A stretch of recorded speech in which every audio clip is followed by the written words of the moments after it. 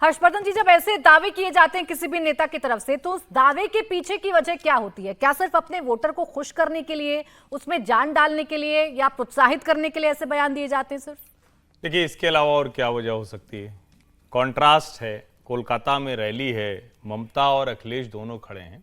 ममता बनर्जी अपने राज्य में जीत कर सत्ता में आई है, अखिलेश यादव अपने राज्य में हार कर सत्ता से बाहर हैं। तो लोकतंत्र तो यही है ना, इससे बड़ी खूबसूरती क्या होगी?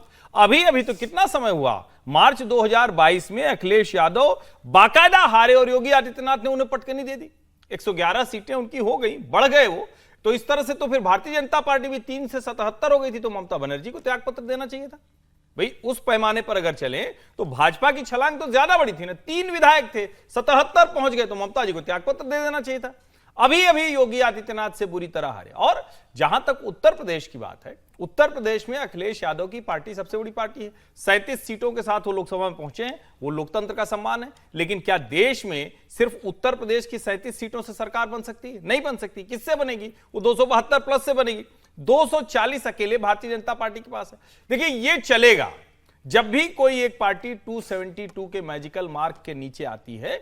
हमेशा विपक्ष ये कोशिश करेगा, आज सरकार गिरी, कल सरकार गिरी। लेकिन जब 206 पे चल सकती है, 145 पे चल सकती है, तो 240 पे सरकार नहीं चलेगी, इसकी कोई ऐसी आशंका नहीं दिखती। और जो सबसे बड़ी बात है, जो दोनों पार्टनर हैं उनको भी पता है कि हम निकल कर कोई और गठजोड़ नहीं बना सकते। अगर ऐसा होता कि बीजेपी 180 पर होती, 190 पर होती और इनके पास 30-30, 40-40 सीटें होती और उधर जुड़कर वो कुछ कर पाते, यहां से निकलकर दोनों में से कोई, चाहे 16 और चाहे 12, इन दोनों को लेकर कोई भी ऐसी सरकार नहीं बन सकती। यह भी एक बड़ी वजह है कि यह सरकार 5 साल पूरे करेगी, इसमें कोई संदेह नहीं। एक सुर में सुर मिला रहे हैं अवधेश जी, क्या संदेश देना चाह रहे हैं दोनों ही नेता? इन दोनों ही नेताओं के नजदीकी ममता दीदी का यूपी में आना, अखिलेश के समर्थन में चुनाव प्रचार भी करना विधानसभा के चुनावों में। एक सीट भदोही की अखिलेश यादव ने टीएमसी के लिए छोड़ी थी, हालांकि वो सीट हार गई टीएमसी। ये क्या संदेश देने की कोशिश कर रहे हैं दोनों एक ही तरीके का बयान देकर? देखिए, संदेश के पीछे का पहले सत्य देखिए। ये INDIA के दोनों घटक हैं और न इसमें कांग्रेस है पश्चिम बंगाल में, न इसमें वाम मोर्चा है। क्योंकि जिस समय की ये लड़ाई है, ममता बनर्जी उस समय युवा कांग्रेस में थी। युवा कांग्रेस के लोग प्रदर्शन कर रहे थे राइटर्स बिल्डिंग के समय, जब गोली चली थी और 13 लोग वहां मारे गए थे और बाकी वहां घायल हुए थे। तो ना तो इसमें लेफ्ट आ सकता है क्योंकि उसने गोली चलाई थी, कांग्रेस से ममता बनर्जी अलग है तो वो नहीं आ सकती है। तो मूल जो यहां से संदेश आ रहा है कि जो स्वयं सरकार गिराने की बात कर रहे हैं, क्या उतने यूनाइट हैं? पहला।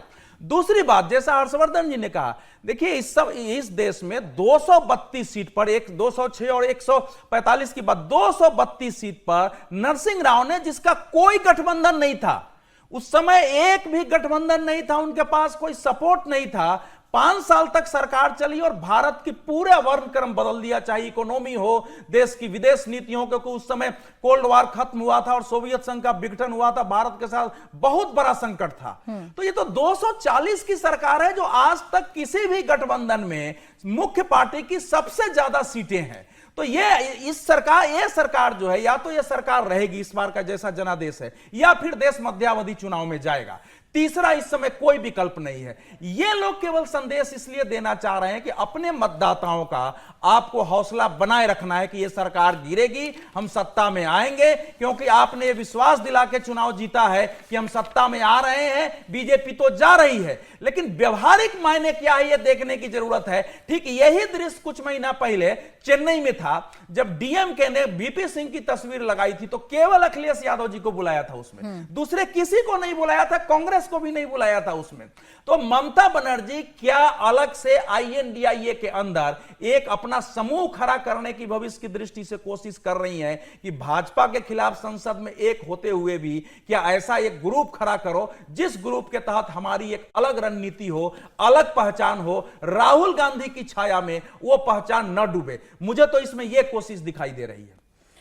तो देखिए, ममता बनर्जी और अखिलेश यादव एक साथ हैं और दोनों एक जैसा बयान भी दे रहे हैं। अब इसके क्या मायने हैं ये तो आपको समझ में आ ही रहा है। अपने अपने वोटर्स को खुश करने की कोशिश की जा रही है, लेकिन इसी इंडिया गठबंधन की एकता को जो दिखा रहे हैं, उस एकता का जो टेस्ट है वो उत्तर प्रदेश में भी देखने को मिल रहा है। 10 सीटों पर उपचुनाव होने हैं विधानसभा की और यहां पर अपनी अपनी सीट की डिमांड की जा रही है। 5 सीट की डिमांड कांग्रेस की तरफ से की गई है, ऐसा सोर्सेस बता रहे हैं। 10 सीटों में से 5 सीट पर कांग्रेस चुनाव लड़ना चाहती है, 5 सीट समाजवादी समाजवादी पार्टी अपने पास रखे, ऐसा कांग्रेस चाहती है। अब क्या ये गठजोड़ ऐसा ही साबित होगा? क्या 5 सीटें अखिलेश यादव कांग्रेस को देंगे?